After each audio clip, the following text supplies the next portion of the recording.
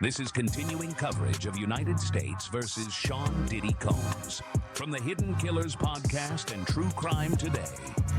Day 2 in the trial of Sean Diddy Combs, and we are about to get into it. It was a big day in court, and she was 8.5 months pregnant, sworn in, sitting upright on the witness stand, and allegedly, before she even said a word, the courtroom knew this wasn't going to be just another testimony.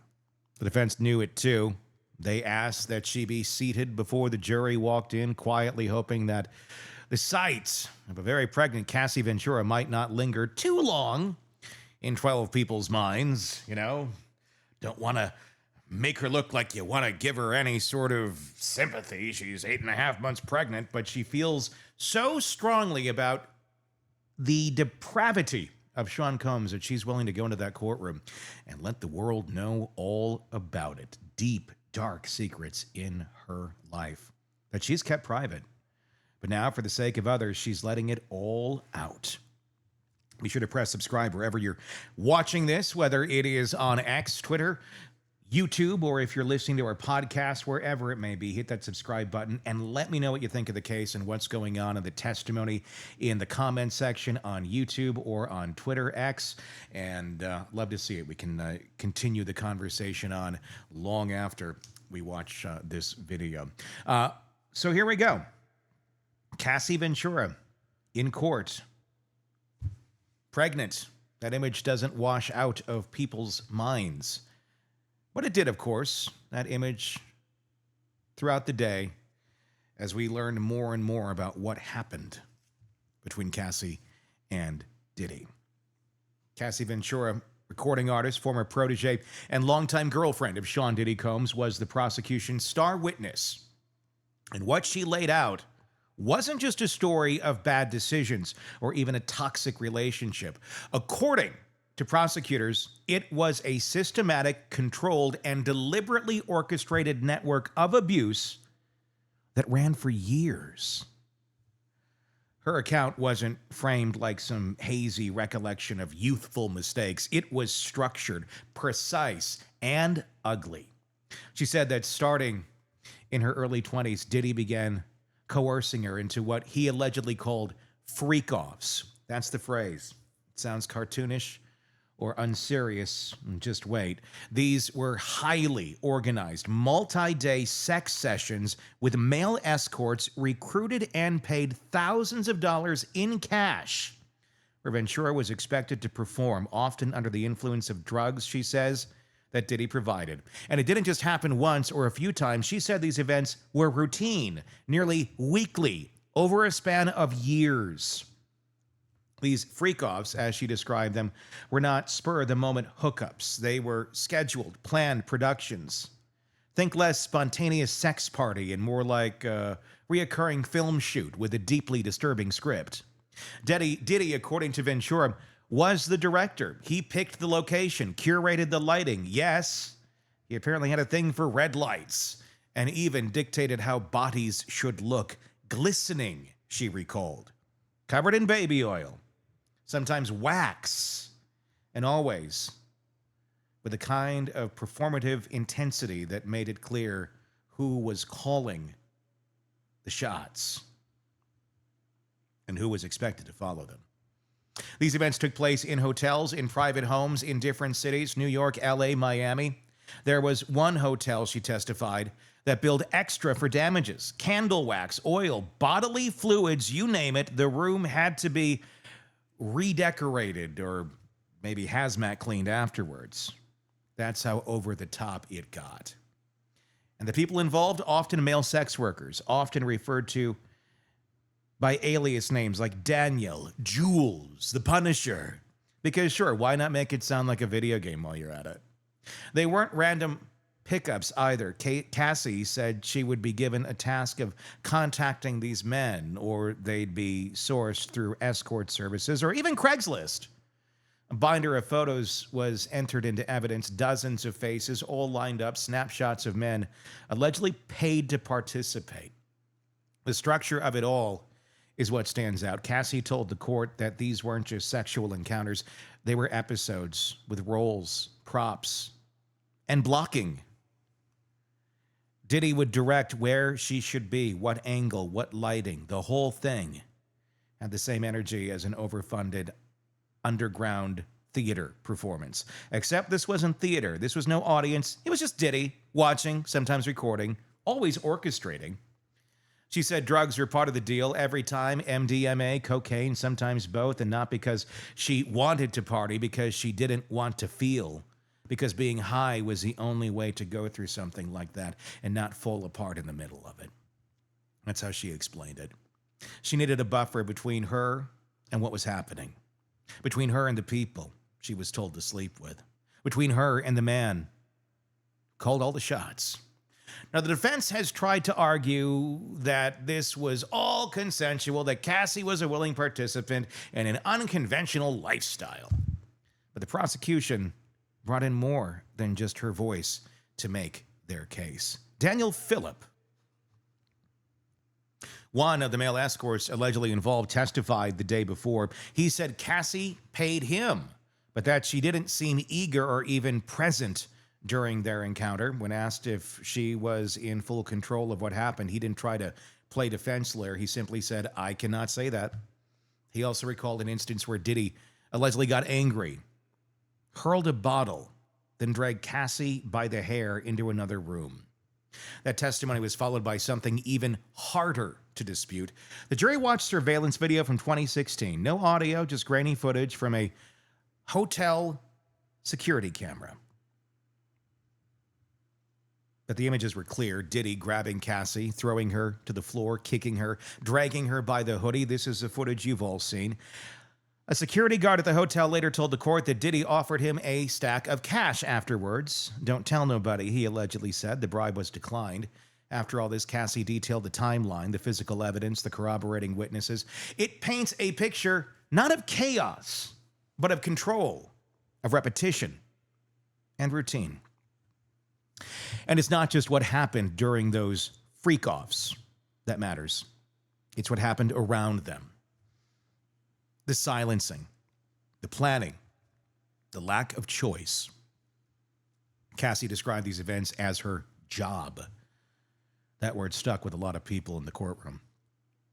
Not because she was paid for it, but because surviving it, preparing for it, and recovering from it was all she had energy for. She recorded 9 albums during this time. None of them were ever released. She said her career was on pause, her identity muted, her life was a cycle. Be available, be compliant, try not to upset him, then try to recover from what just happened. And while all of this is being laid out in court, Diddy sits at the defense table, scribbling notes, watching the woman he once called his partner describe something prosecutors argue was more akin to a criminal enterprise than a relationship. He hasn't said a word, but his legal team has signaled where they're headed. They've admitted he could be a jerk, that he might have had violent outbursts. But their angle is that this isn't trafficking. It's a consensual kink spun into a crime. The problem with that argument is that the more details Cassie shares, the harder it becomes to write off all of this as adult choices made between equals. The drugs, the scripts, the beatings, the surveillance footage, the hush money offers, they don't fit neatly into any narrative of two people experimenting with power dynamics.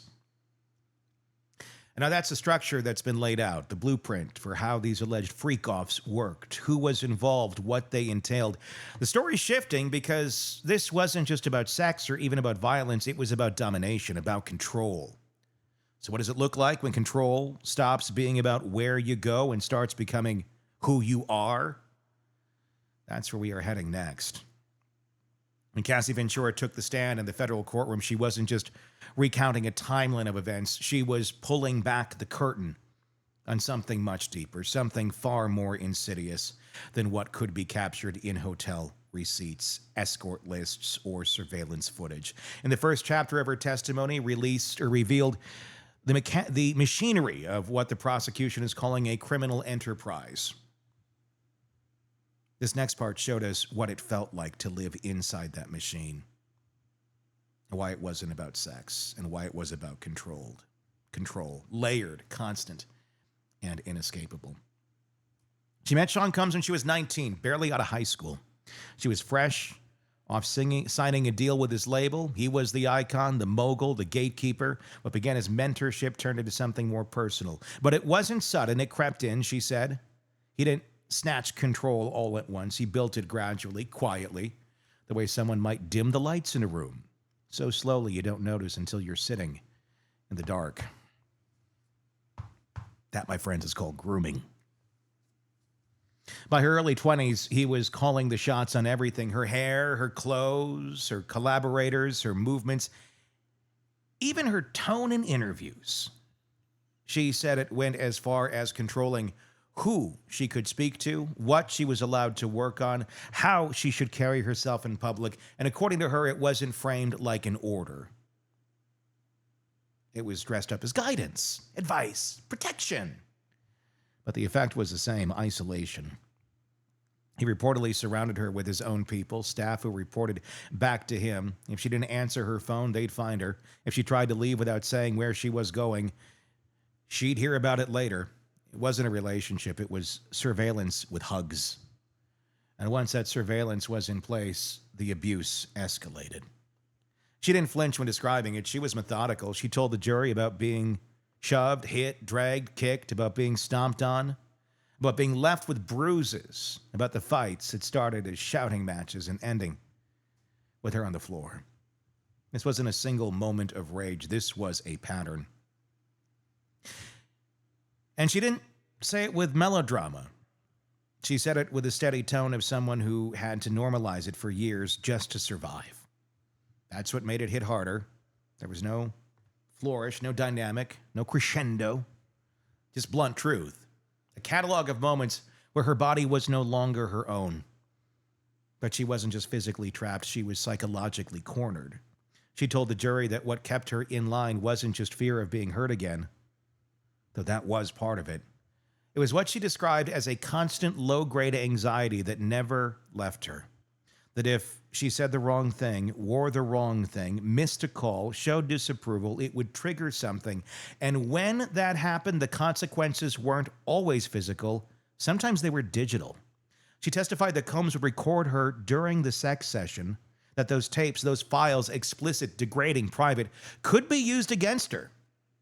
She lived under that cloud. He didn't need to say it out loud every time. She knew the leverage was there. The kind of control isn't always about chains. Sometimes it's about silence. Those secrets about knowing that someone holds a version of you you'd never want the world to see. But here's where it got even more complicated. In one of the rawest moments of the day, when asked whether she ever wanted to take part in freakoffs, she didn't go straight to denial. She didn't shout no. She didn't even answer at first. She broke. She cried. Then she said that the only thing she valued from those sessions was the attention she got afterward. That moment said more than any headline could, because it peeled back another layer: emotional dependence, a kind of trauma bonding, the cycle where the abuser becomes the only source of validation after the abuse, where the same person who hurts you is also the one who holds you when you cry. And so you stay. Not because you don't know what's happening, but because leaving feels like tearing yourself away from the only emotional anchor you've been allowed to have. Cassie talked about losing herself, about how during all those years of performing, recording, creating, none of it saw daylight. She said she recorded 9 full albums while she was with Combs, 9, and not one of them was released. She called it a pause in her career, but what it really sounded like was erasure, a slow erasing of identity, of momentum, of purpose. Because the goal wasn't just to keep her physically available. It was to keep her emotionally dependent. Her days, she said, became centered around preparing for those sessions, enduring them, and recovering from them. That was her routine. That was her reality. Anything else, music, growth, freedom, took a backseat to just making it through. All for Diddy. And still she stayed. For years, That's a point the defense may hammer in their cross, but Ventura addressed that without being prompted. She said she didn't want to make him angry, that she was scared, that walking away didn't feel like a real option. The message was clear. It wasn't just about staying. It was about surviving. And now there she is, sitting in front of a jury, visibly pregnant, with her voice shaking but steady, finally saying everything out loud. She wasn't behind a screen. She didn't ask for anonymity. She showed up. Full name, full belly, full weight of her story. And in that courtroom, she reclaimed what so much of her 20s had taken from her own narrative. There's something about the visual that struck with everyone in that room. A woman nearing the end of one life, about to give birth to another, looking directly at the man she says spent years stripping her of choice, of freedom, of peace. That's not just testimony. That's reclamation. Not a stunt, not a PR move, just a statement of fact. This happened, and I'm done holding it alone. By the time court recessed, no one needed to judge, or no one needed the judge to explain the significance. Her words were clear. Her tears were clear. Her presence was clear. She didn't have to prove how she felt to be under that kind of control. She showed them. And as the jury filed up, probably still absorbing everything they just heard, Cassie Ventura sat there, no longer part of the narrative that was controlled for her, but the one she was finally telling herself and the world. That's where it ended for today, not with closure, not with a verdict, just the echo of a voice that had been silenced for too long, and now finally being heard. There's a lot to come in this case. We're only on day number 2, and it is already extremely raw and extremely real. A woman out there telling her truth, telling the truth, telling what an egotistical, maniacal madman put her through to stroke his own ego, to stroke his own insecurities, to stroke his evil. And that's just one person. So we've seen what Sean is capable of with people he supposedly cares about. What about those he doesn't? What about those who are just acquaintances or people who are there simply to pleasure him? How does he treat those folks? That's going to be some very interesting testimony in the coming days and weeks in the trial of Sean Diddy Combs. Let me know what you think of day 2 of testimony. Every day we're going to be here bringing you a recap of what went on in court. So if you want the recap, be sure to press subscribe so you don't miss it. We'll give you a quick rundown of the full day's events, everything that happened in the trial of Sean Diddy Combs. So hit that subscribe button right now, whether it's on the podcast platforms, whether it's on Twitter, whether it is on YouTube. Be sure to check out all of our spaces so you don't miss any of it. Hidden Killers with Tony Bruschi is what to search on YouTube and also on the podcast platforms. At Tony B Pod is where you can find me on Twitter or X to follow along. We're also, of course, on Instagram, Facebook, and pretty much everything else. Just find us and you'll get the content. Let me know what you think in the comment section. There's so much more to come here. And it's getting dark already. My name is Tony Bruschi. We'll talk again real soon. Craving non-stop true crime updates? Press subscribe now and get the latest cases, analysis, and expert commentary delivered straight to your feed. Only from the Hidden Killers podcast and True Crime Today.